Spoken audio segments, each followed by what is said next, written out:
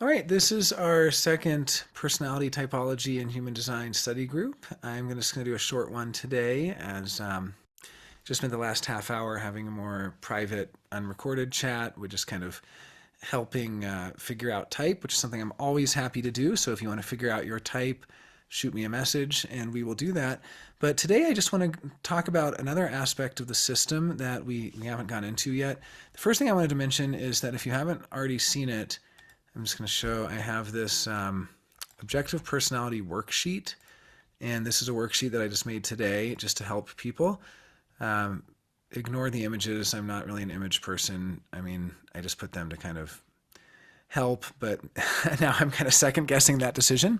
But this is the objective personality worksheet. This is to help you figure out, just to go through the checklist. Are you an observer? Are you a decider? Or if you're typing somebody else, are they an observer? Are they a decider? If they're an observer, are they a gatherer or organizer? If they're a decider, are they a collaborator or individualist? And then what are they looking for? Proof and reality, sensing versus overview, intuition, responsible for the vibe, feeling versus making sure it gets done, thinking, and so on. And these are the dichotomies.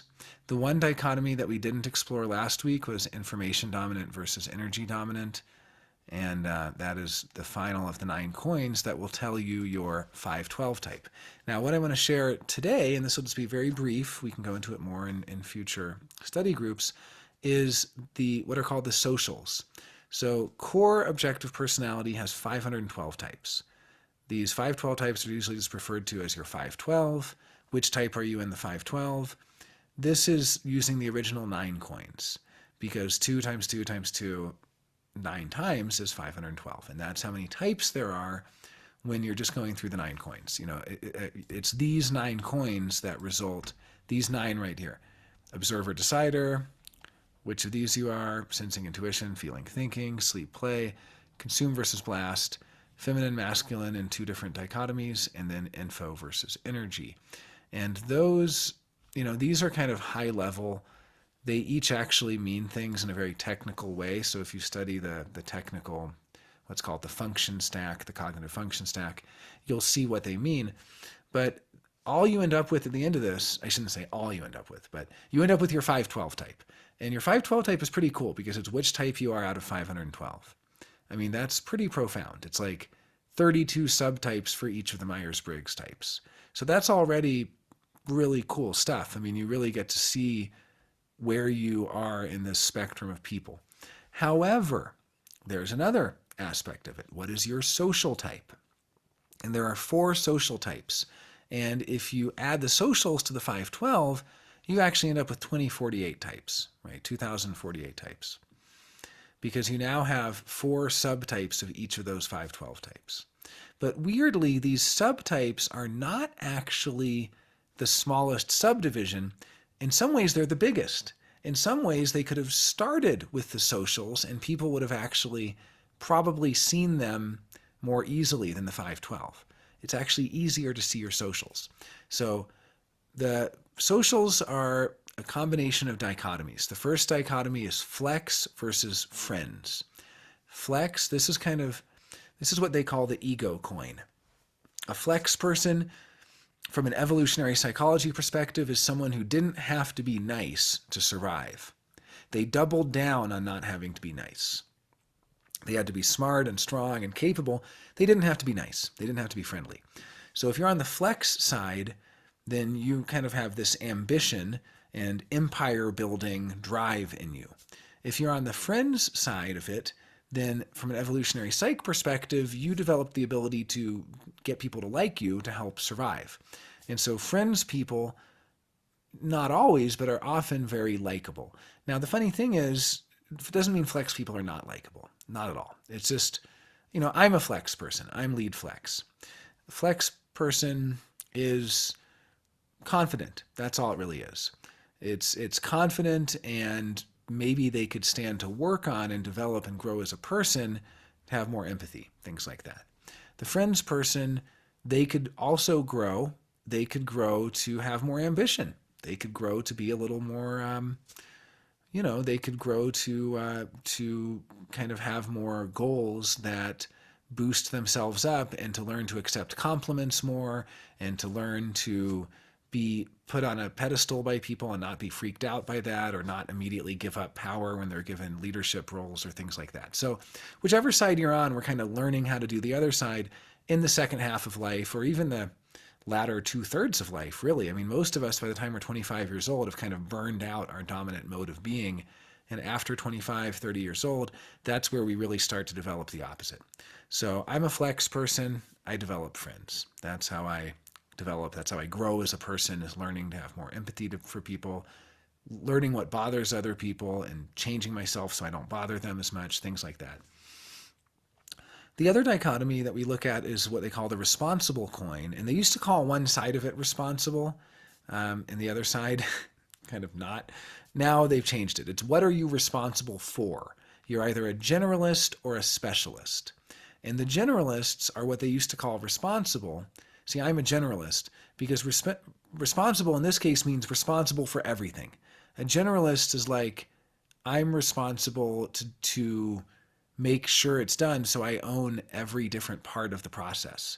Responsible people have a lot of ownership, or sorry, generalists, that's the term for it now. They used to call that the responsible side.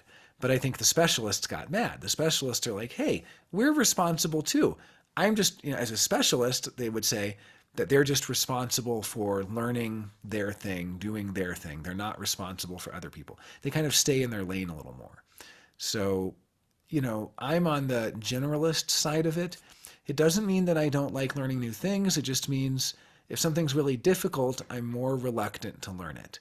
So I grow by doing things I'm not very good at, like learning a new language or learning a new instrument or just learning things I don't naturally have a knack for and watching myself improve. If you're a specialist, then you kind of enjoy watching yourself improve. You have a higher tolerance for being really bad at something when you start and then seeing yourself make incremental progress step by step, little by little, and taking pride in that even, especially if you're flex. But even the friends specialists do. So you combine these two coins. I'm a flex generalist. Because I'm a flex generalist, I'm what they call social type 1. Social type 1 is flex first, generalist second. Basically, if you have both generalist and flex, flex wins out. Okay. Social type 2 is the generalist friends.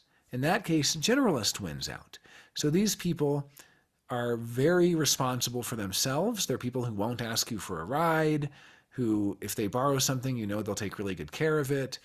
Basically, as generalists, they kind of know how to do a lot of their own repairs. They know how to fix their own car, and they might even know how to clean their own teeth. I mean, who knows? Generalists don't really like going to doctors and dentists a lot of the time. Or if they do, they want to see the rationale and so learn it themselves. Because I'm a flex generalist, I had a favorite naturopath, and he's my favorite because he would tell me exactly his reasoning behind what he was prescribing me so that I could make my own informed decisions about it, because I have generalist there. So I'm kind of distrustful of other specialists. So if you have flex and generalist, you're social type 1. That's what I am. If you have generalist and friends, you're social type 2. And then generalist is first. Social type 3 is specialist and flex. And in that case, specialist wins out. So these are lead specialist people. And a lead specialist trusts other specialists. They delegate. They're very comfortable delegating because they want to become really good at what they're good at. They don't want to become kind of good at everything. I'm a generalist, so I'm kind of good at everything. They're a specialist, so they're the best in their field at that one thing. And so they have flex second, specialist first. And then if you combine friends and specialist, that's social type 4, and then friends becomes first, right? So there's one social type for each of these values. Social type 1 is lead flex, social type 2 is lead generalist, social type 3 is lead specialist, and social type 4 is lead friends. And based on what social type you are, you have a secondary preference, right? So social type 4 being friends, they have specialist second. So this is just a dichotomy you can think about for yourself and others. Are you a flex person versus a friends person? And then are you a generalist versus a specialist? And what it really means, the generalists have a sense of ownership And the specialists don't really take that sense of ownership. They own their little niche, but they don't take a sense of ownership beyond that lane. But what the specialists have, and that gives them a huge advantage in life, is the ability to see themselves improve over time at something they're not very good at, to get better and better and better and stick with it for a long period of time. My brain's not wired that way. If I'm not good at it, I don't get the reward. I don't get the dopamine hit. I don't know what it is, right? But there's something in my brain where if I suck at something, it's very hard for me to keep going with it. I just kind of give up. I'm like, well, I'm not good at that. Try something else, right? But, I can grow and develop as a person. These types aren't death sentences. They're not forcing you, it's not saying you're never going to grow to the other side. Now that I know I'm a flex generalist, I can work on friends and specialist. How do I work on friends? Being nice to people, having empathy, finding a sense of humor in things, not being so serious, developing compassion and understanding and all of these friend qualities that some flex people lack. How do I develop specialist? Practicing things I'm not good at, practicing a song that I'm not very good at, or an instrument I don't know very well, and learning how to play that instrument, and kind of doing things that I can incrementally improve at. If you're on the other side of it, if you're a friends person, how do you develop flex? Let yourself get complimented. Let yourself be proud of doing something. Let yourself show off a little bit. Let yourself be a little arrogant or prideful. It's okay. The world's not going to end. If you're a specialist, how do you be a little more responsible? Generalist. How do you go more to the generalist side? Well, start to think about things that maybe are outside, they're not your job, but do them anyway. It's not your job to do that, but why don't you do that? Why don't you give it a try? What's the worst that's going to happen? So anyway, hope this is a good enough overview to get started. As mentioned, we have the cheat sheet now for the 512 type. This will tell you what your 512 type is. This is 9 dichotomies, actually 10, but this gatherer, organizer, or collaborator versus individualist, like depending if you're an observer or a decider. So you're not going to fill out both of those checkboxes. You're going to fill out one or the other, but of the sets. But basically, yeah, you can do your 512 type, figure out your 512 type. That's the core of the objective personality system. And then there's this separate stack, which is the social type. And that's what I just talked about, whether you're flex versus friends, whether you're generalist versus specialist. You can think about that, start to think of people you know. And of course, you can always reach out to me. I'm on Discord a lot, or reach out to me through email, phone, anything really. I'm here to respond. I'm a generator. So reach out to me with any questions you may have, comments, ideas. If you're curious if this is an example of flex or that's an example of friends, or if I think you're flex or friends, or if any of that, feel free to reach out. I'm here for it. All right. Thanks.